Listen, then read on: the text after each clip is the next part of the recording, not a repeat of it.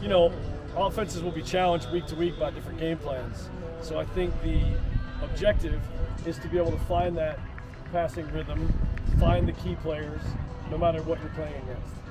Denver played a 3-6-1. We have to find our wide players in that system with a crowded midfield. You know, other teams will play a 4-3-3 or a 4-4-2, and how do we find Peyton Parsons and Blackburn and Elise, you know, in that system? Some teams will play a 3-fret and press, so it's harder to get it up the field. Every game presents a different challenge on how to get the ball moving, and, you know, we've got to figure it out in kind of in a short period of time so that the other team doesn't take advantage of us turning it over while we're getting comfortable.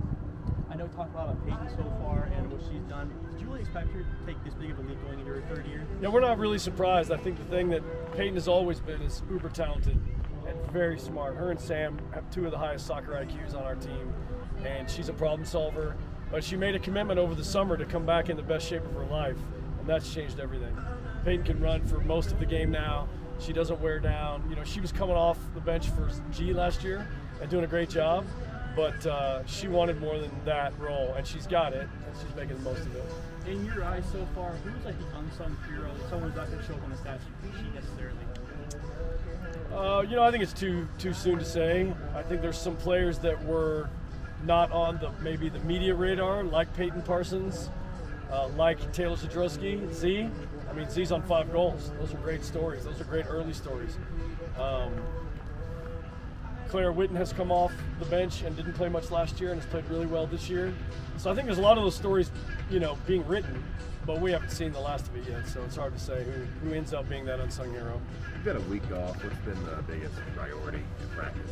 It doesn't feel like a week off. We did get one extra day in between. We got Saturday off, so I think that was unique. And so the message has been, hey, look, we're as fresh as we've been in a month. Let's get after it in training. Let's really close the door and be ready for Big 12. One extra day of training and an extra day of rest, that's big. The soccer season is really short, so we're taking advantage of that. What stands out about TCU? You know, the last 4 years they've always been the quality side. They've been factoring into the final weekend of who wins it all and who's, you know, 1, 2, 3, 4. I think the thing that's impressive about them is the way they're committed to moving the ball. And you have to be able to deal with that to really have a good day against them, or else you're just chasing it.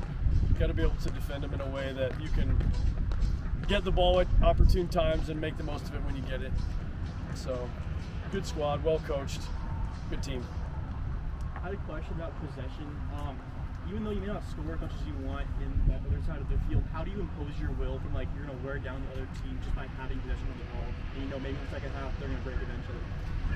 I think that's a good observation. I think, you know, if the other team's defending well, the key to that is to stay in sync with your possession plan. If the team's just nipping balls away and clearing balls off the line or defending corner kicks or crosses, but your possession is getting you there, you got to keep with it. The biggest mistake you make then is make a change, and now you let them back in the game because the ball equals energy, and if you're giving the ball to them, they're going to get more energy. If you have the ball, you have the energy. So you have to just stay the course.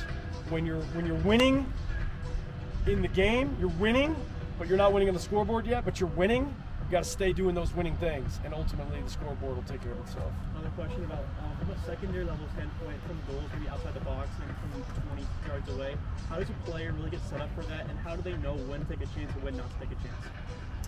Well, they got to be mature enough to see that there's a shooting window and that they've carried it into shooting range. Some players look up and on video, they're like, oh my gosh, I totally should have shot that. Why did I pass it? So they got to be aware that they're in shooting range, and then they've got to be hunting for a shooting window. If you just smash it because you're in range, you're probably going to get it blocked. But if you drift into a shooting lane, pull that trigger, that's the key.